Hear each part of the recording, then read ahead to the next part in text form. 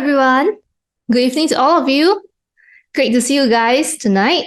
Can you guys all hear me clearly? Now, if any one of you can't hear me clearly, do let me know in the chat box, okay? Okay, so for those of you who are joining us for the first time tonight, I'm Hazel from the Joyful Investors. All right, we focus on sharing more valuable content to empower individuals who are on their journey towards achieving financial independence and retire early. So what are some of the things that we share, from money mindset to stock market insights to investment strategies, right? We hope to equip our community with the knowledge and the tools that you need to make more informed financial decisions, okay? So if you guys want to learn more from the content that we create on the various social media platforms, right, you can actually follow us on YouTube, where we do some video sharing on the essentials of investing, some of the basic investing concepts, right? We are also on Instagram, on TikTok as well, where you will receive bite-sized financial and investment tips to smoothen your learning curve on this journey. And if you want to receive more timely updates on the market happenings, you may also follow us on Facebook and Telegram channel, as we share about our insights on the latest market events that's happening around, right? Alternatively, you can also see us on Threads as well as Investing Note, where you will see a more light-hearted side of us as we share about the stock market and some personal finance, right, tips. So tonight we are back on our usual monthly Zoom webinar to share about the recent market update as well as some of our opinions and insights on the stock market. So do join us live on Zoom if you're available, so that you can receive more timely updates from us, right? Okay, before I continue, right, just a very quick disclaimer. Whatever that I share with you guys tonight, it is not a financial advice. Please do your own due diligence, because the sharing is more for educational purposes. Okay, so here's the agenda. Here's the overview of tonight's sharing. So today I will start off with Singapore markets first. Okay, usually I will just start off with U.S. markets, right? For those of you who have joined us more for before that, right? But today I will just start off directly on Singapore REITs market, which has been hammered by the high interest rates, okay? So I'll share with you 3 key pointers that you should keep in mind when you are investing in Singapore REITs. After which, then we'll move on to the U.S. stock market, where I will share with you our personal take on some of the recent events that happened, such as, the Israel war, right, rate hikes, as well as what I'm keeping my focus on right now for the U.S. stock market. So let's start off with the Singapore markets first, on Singapore REITs. So the Singapore REITs market, it continued to be beaten down, right? It continued to be underwater. So this month, let's take a look, right? If you take a look at the stock chart over here, you can see that this month, right, this is a stock chart for Lion Phillip, which we use as a benchmark for the overall Singapore REITs market. So if you take a look over here, you can see that it has actually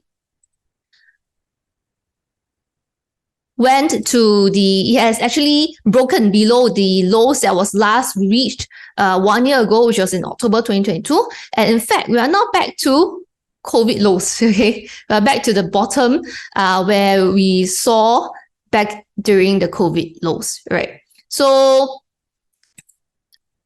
the REITs market, right, it has been on a downtrend recently, right, and it has been beaten down. Okay, so recently what we saw out there was that there's been more discussion on the topic of Singapore REITs, right, where we saw a mixture of opinions. So there are some people who are saying that, okay, they're going to stay away from Singapore REITs for now because of the interest rate risk, correct? The high interest rate. While on the other hand, there are some people who are saying that they think it's a good time to accumulate some positions. So right now, there's actually quite a lot of discussion on Singapore REITs recently, given that the Singapore REITs market has been hammered. And I believe it can be kind of confusing for fellow retail investors who are trying to make sense of this situation, because when you get a mixture of different viewpoints, right, it can be really confusing for some of you. So I thought that it would be appropriate for me to do some sharing to address this topic during tonight's monthly market sharing for our community. So before I begin, as with any investments that we embark on, firstly, the thing that we need to set up right is that we need to have the right mindset, the right investing mindset, so that we know what we are doing and so that you will know how to manage your portfolio, especially during the tough times. So here are 3 key pointers that I've compiled that I want to share with you guys tonight with regards to the ongoing discussion on Singapore REITs investments that I see out there, right? So number 1, the first thing that you must know, that you must remember, is that we need to understand that the macroeconomy is dynamic and it's always changing. Now, what do I mean by this? Okay, let us first do a very quick rewind back in time to the year 2020. Now, do you guys still remember what happened in 2020? 2020, it was the year when we went through the COVID pandemic, right, which was one of the worst that we had for years. And the virus was highly contagious, where the world had to go through lockdowns. Countries had to shut down their borders, right? We couldn't travel, whether it's for personal, for leisure, or for business purposes. Now, and unfortunately, there are some businesses, they actually did not make it through the pandemic, while there are others, some others that actually thrived during this stay-home lockdown periods. But thankfully, vaccinations, they were developed promptly, right?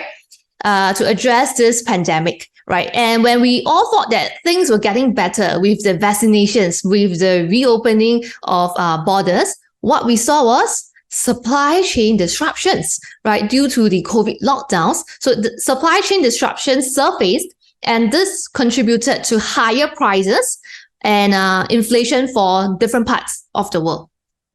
So after which, initially, the Fed said that, no, this inflation was just transitory, if you could still remember. But soon after, a war broke out between Russia and Ukraine, and that drove up the oil prices, which further accelerated the inflation situation. Okay.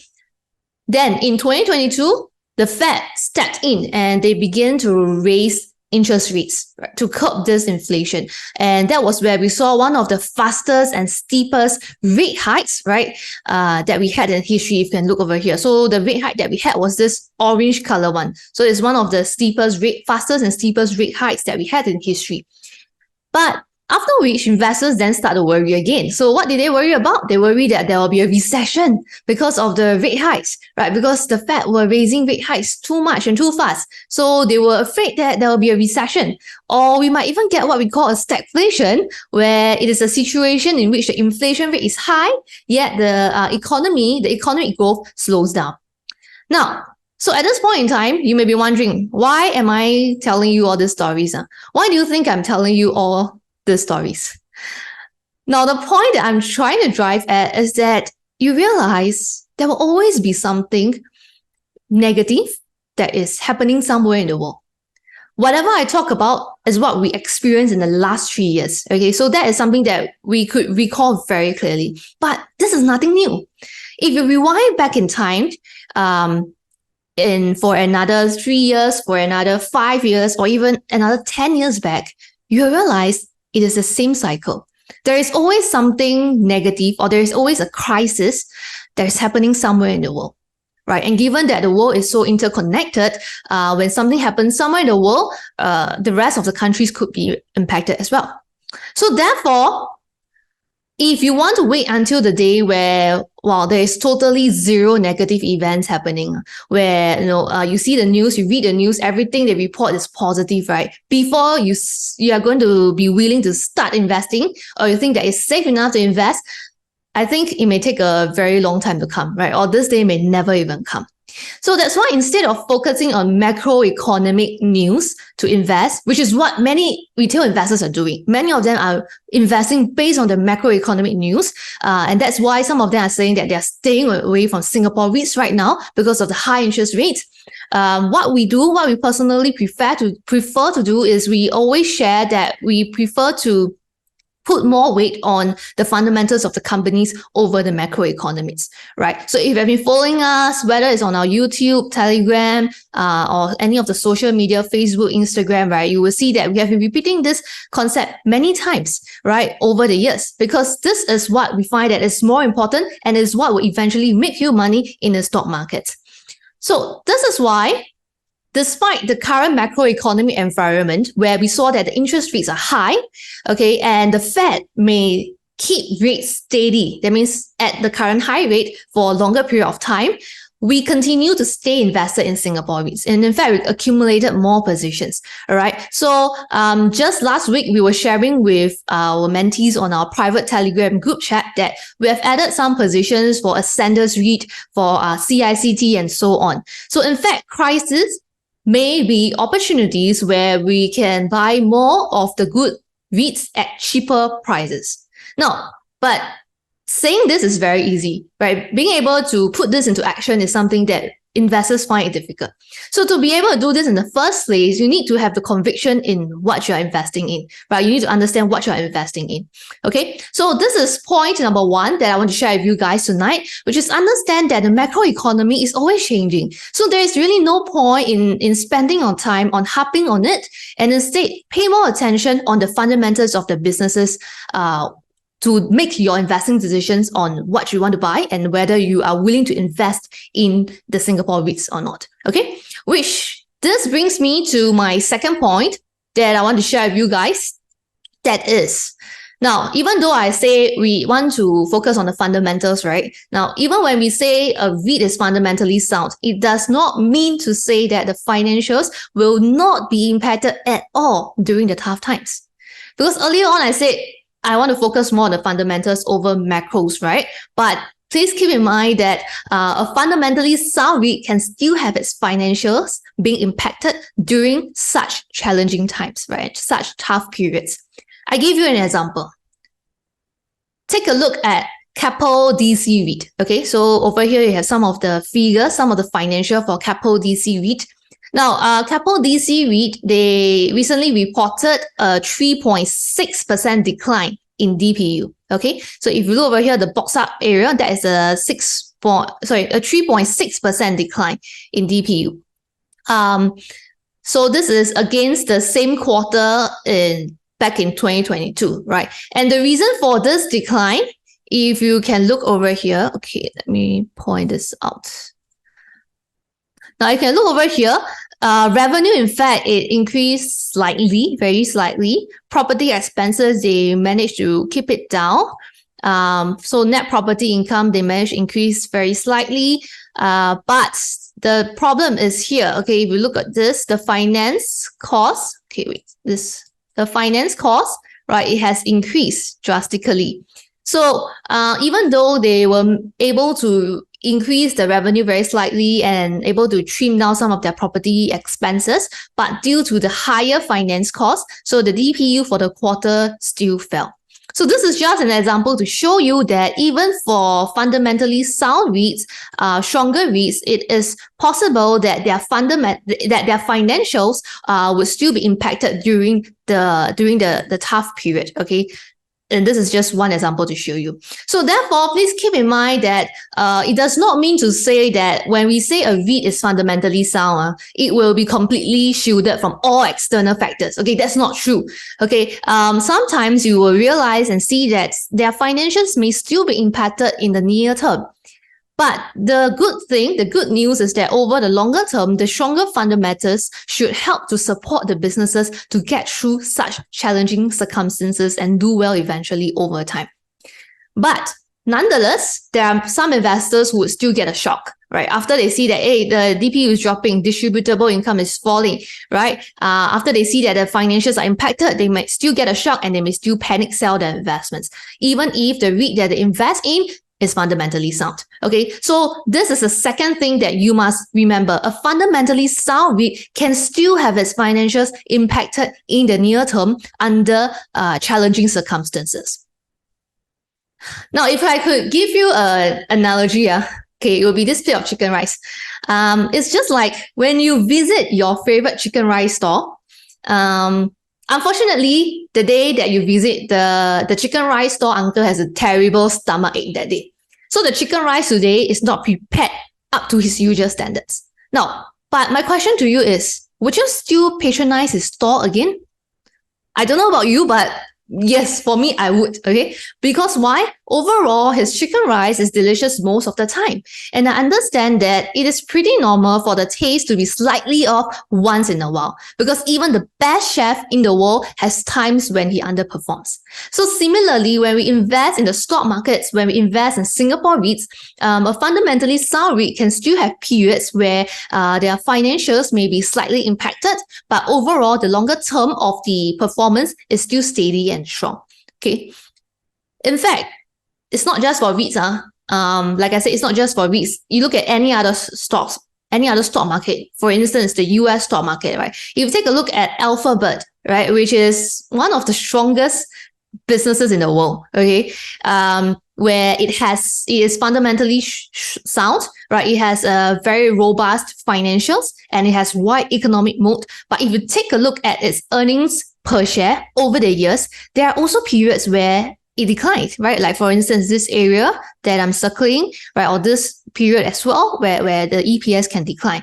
So even for one of the strongest businesses in the world, they can also have periods where their financials are not doing as well. But overall, if you take a look at the long-term trend, it's a nice uptrend, right? And that's what we want to see. Okay, so we need to be able to set realistic expectations of how things may move in the financial markets and how things may play out for the businesses, so that when things happen, we will not be caught off guard or be taken by surprise when it happens. So this is the second thing that you must keep in mind when you are investing in the REITs, Singapore REITs market, right? And the third pointer that I want to share with you tonight is this. Now, remember that today, your total return for your REITs investment is the sum of your dividends and capital gains or losses. Okay. Now, those of you who have actually been to our in-person REITs introductory workshop, you'll be very familiar with this already, because we actually spent some time during the workshop to ingrain this concept in you. Now, most investors who are investing in Singapore REITs, they are only focusing on what? They are only focusing on the dividend yield. But they forget that owning units of Singapore REITs is just like owning any other stocks, any other shares in the stock market. The unit price of the REIT will go through fluctuations. Okay, it will go through price fluctuations as well, just like what you see for any other stocks in the stock market. So therefore, today, your total returns for a REIT investment should be the sum of your dividends that you collect and plus the capital gain that you make. Or if today it is a capital loss, then it will be the dividends that you collect minus the capital loss that you incur. Okay, so this is an idea which a lot of people, they forget that they miss out. Now, in fact, this idea is very similar to you owning an investment property, right? Just imagine today you own an investment property. You buy this investment property at $1 million. So your purchase price is $1 million. Now, but right now, let's say, assume that the property market is not doing well. The market value of your property is only 800K, meaning to say that you have a property value decline of 200K.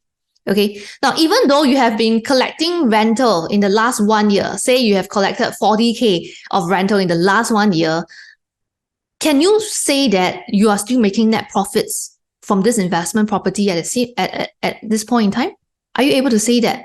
You have been collecting 40K for your rental property, but you have a property value decline of 200K. So is it right, or is it factually right for me to say that I have been making net profits for this investment property at this moment?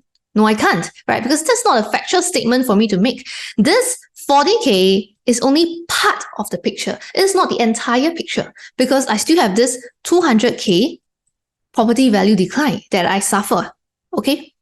So that's why, in the same vein, when we are looking at Singapore REITs investments, our total returns is the sum of the dividends and our capital gains and losses. But the problem is that many dividend investors, income investors, they are too fixated only on the dividend yield figure, right, or the dividends that they collect. And there'll also be some who will only talk about the dividends that they collected. So do not take what you see at face value or whatever you read online at face value. So it was really heartwarming for us to actually see some comments, right, that we actually took a screenshot of. So some of the more seasoned folks on Investing Note, they actually resonated with this concept that we need to take into account of capital gains or losses on top of the dividends that we collect in order for us to arrive at our total returns from the REIT investments, right, from a REIT investments.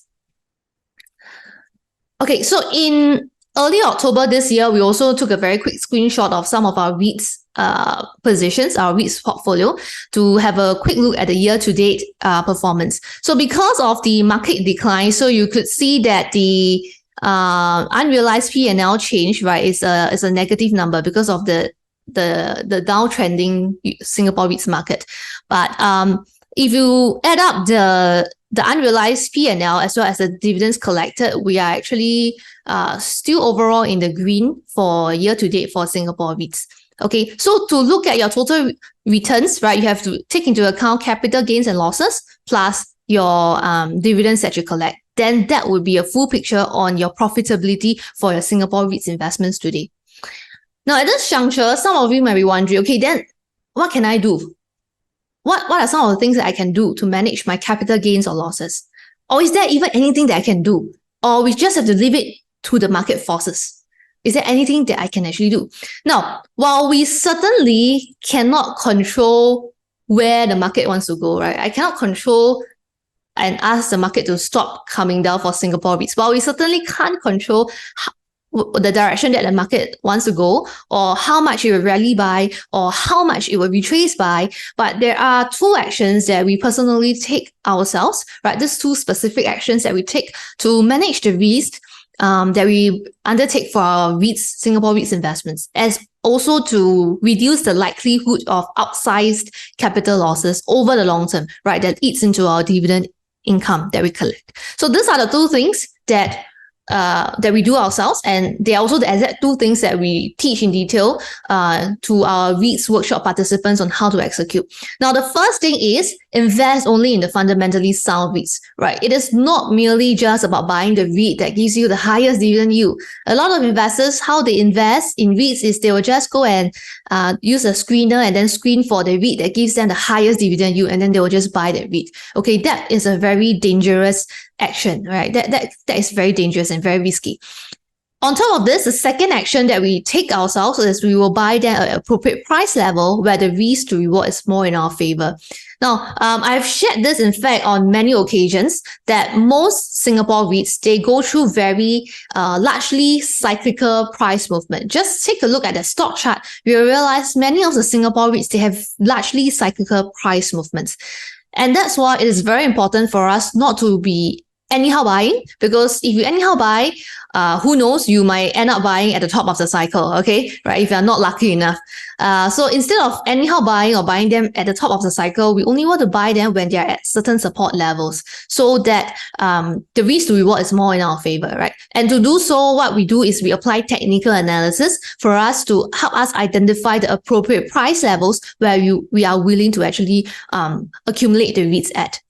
Now, in fact, I can share with you for most investors, right, who buy by chasing after the prices, or if they just randomly buy at any random price level, a lot of times the dividends that they collect is not even sufficient to offset the capital losses that they incur during the market decline, right? Or maybe after a few years of investing in Singapore REITs, they will find that perhaps they only actually just managed to break even, right? If you take into account of the capital gains and losses as well as the dividends, okay, because they just randomly anyhow buy. But if you take a look at Singapore REITs, they have largely cyclical price movements. So in a nutshell, these are the three key pointers that I have just shared with you guys that I would like you to keep in mind after tonight's market update sharing. Okay, as you continue on your investing journey in Singapore REITs. Or for those of you who are just embarking, you have just started, all right, on this journey, it will certainly be useful for you to set your investing mindset right from the onset. Okay, so firstly, understand that the macroeconomy is dynamic. It is always changing. So there is no point in wasting your time to harp on all those macroeconomy, all right, and reading all the news. Instead, focus more on the fundamentals. But having said that, even if you invest in the fundamentally sound REIT, you could see that sometimes in the near term, their financials could still be impacted, right? So do not panic. And lastly, understand that the total returns of your REIT investments is the sum of the dividends that you collect plus capital gains. Or if it's a capital loss, it will be the dividends minus the capital losses, right? So I hope that with all the recent discussions that you see out there online, right, on Singapore REITs, these 3 pointers that I've compiled and shared with you guys can help you to navigate the crash and to make more informed investing decisions when it comes to investing in the Singapore REITs market. Okay, so moving on, we'll now move on to the US stock market, right? To do a quick US market update as well.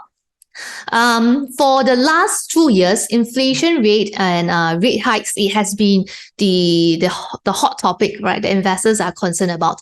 Now, at the moment, it is unlikely that the Fed will be raising rates, okay, in the upcoming November FOMC meeting. Now, if you have been following us on our Telegram channel or our Facebook page, right, earlier today, I actually posted out a screenshot of this showing you the probability of a rate hike for the upcoming November FOMC meeting. Okay, so how do I know about all this? Okay, if you have been present during some of our previous Zoom webinars, right, by now you should be familiar with this tool called CME Fed Watch tool.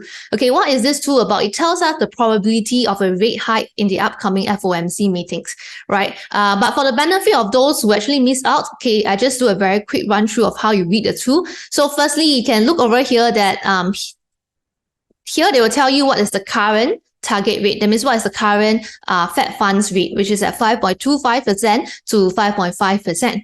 Okay, then the probability of this staying the same at 5.25 to 5.5%, right, is this number over here, 98%. Okay, and this is for the first November, the November Fed meeting. Okay, now in fact, if you take a look over here at the other probable outcome, right now they don't even list the probability of a rate hike. Okay, if you look closely, the other probable outcome over here that they list here is actually telling us about the probability of a 25 basis point rate decline. Okay, meaning to say that likely this interest rate, right, will stay the same. There'll be no rate hike in the upcoming November meeting.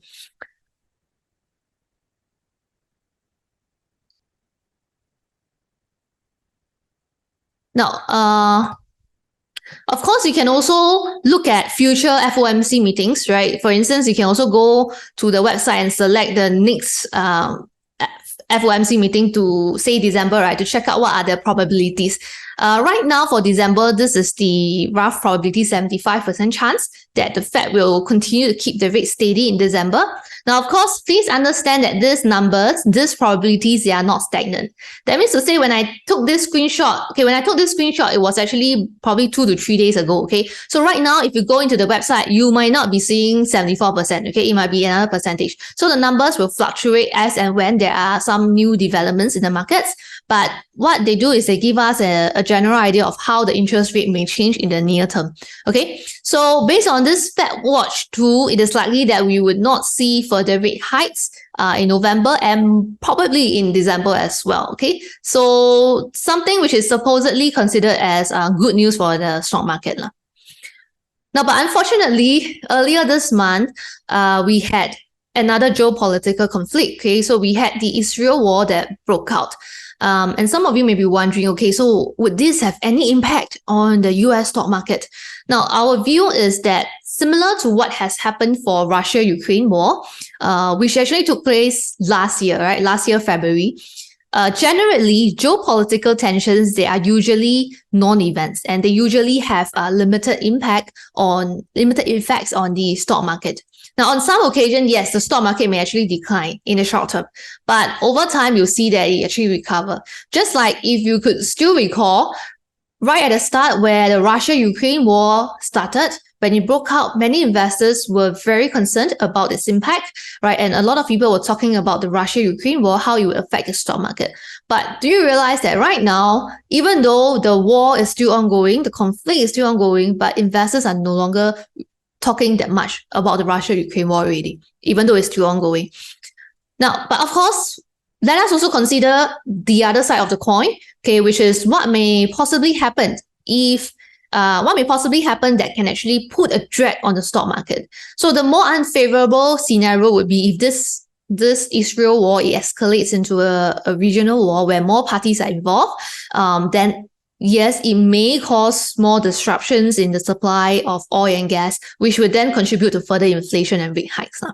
But at the moment, we are of the opinion that the conflict it remains confined to the region, right? And it's likely to have a very significant impact on the US or the global economies. Okay, so this is on the Israel war, okay, that we have earlier this month, right, that we broke out.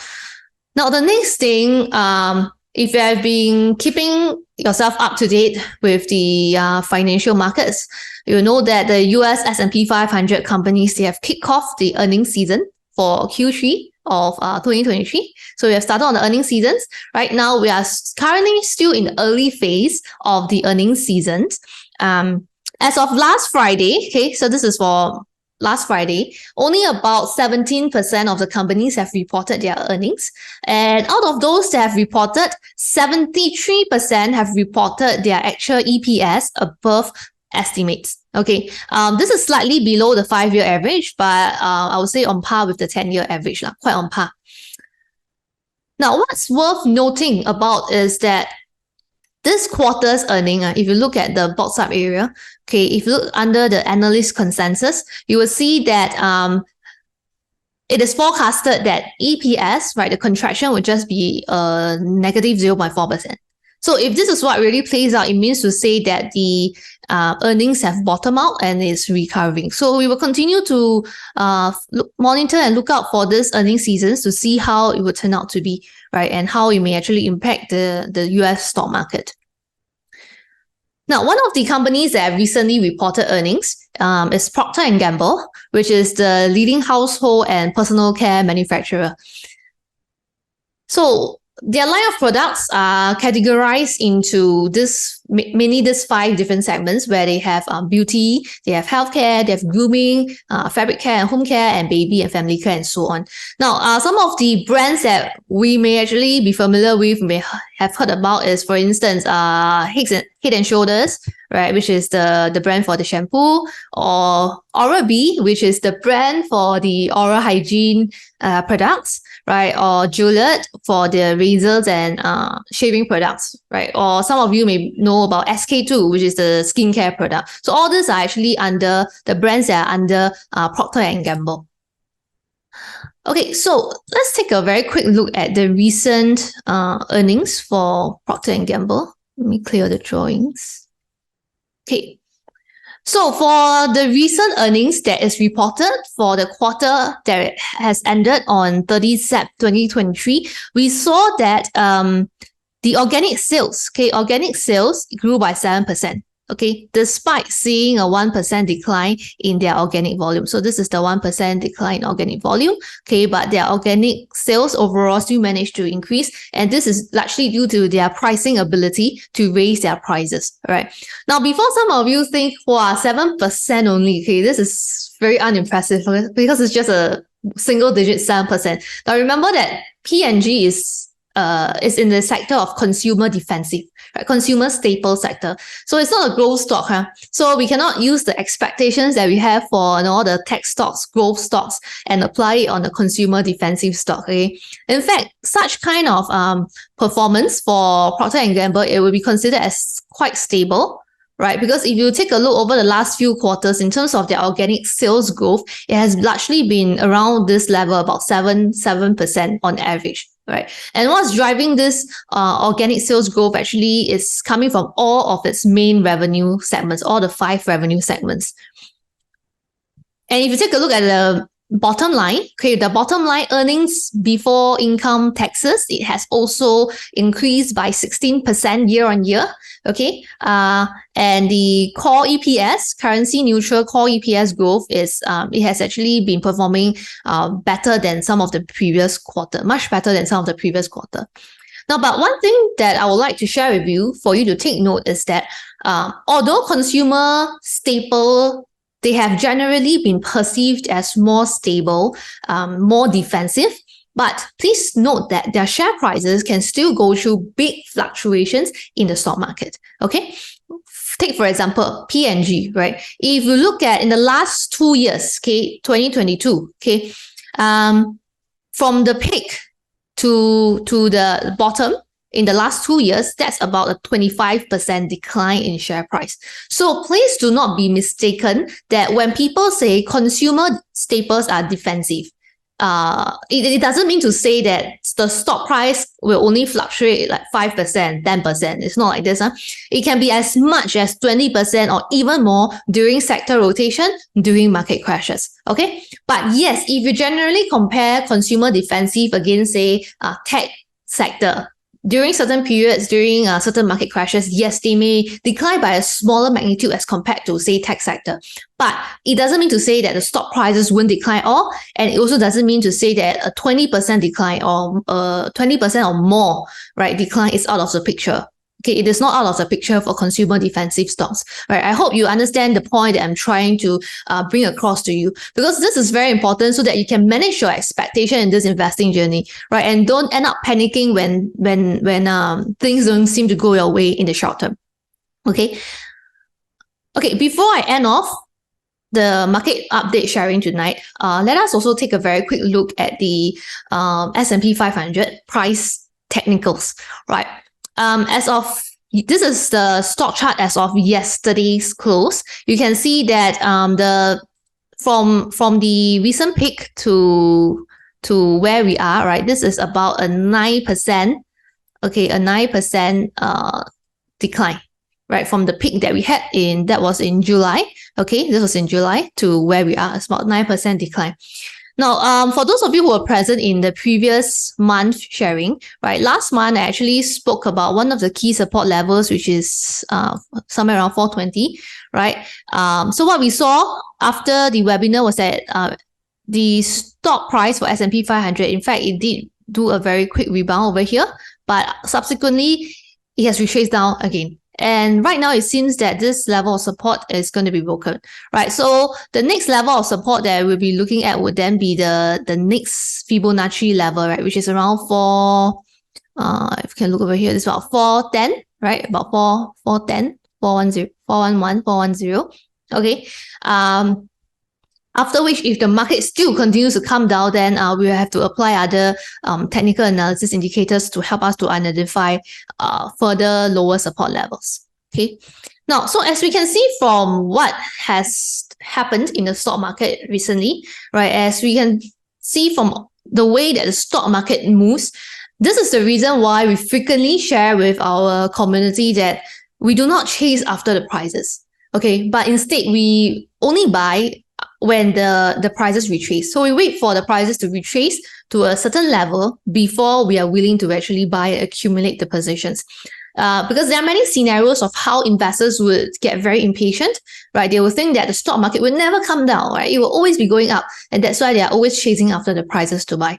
Okay. But if you take a look, if you take a closer look at the stock market, okay, so these are just some examples, some screenshots that I took for you. You will see that, in fact, it's not just for S&P 500, it's for any other stocks as well, okay, individual stocks. You realize that the stock prices go through ups and downs, right? They go through fluctuations. So corrections, retracements, crashes, all this are things that we will actually go through in the stock market.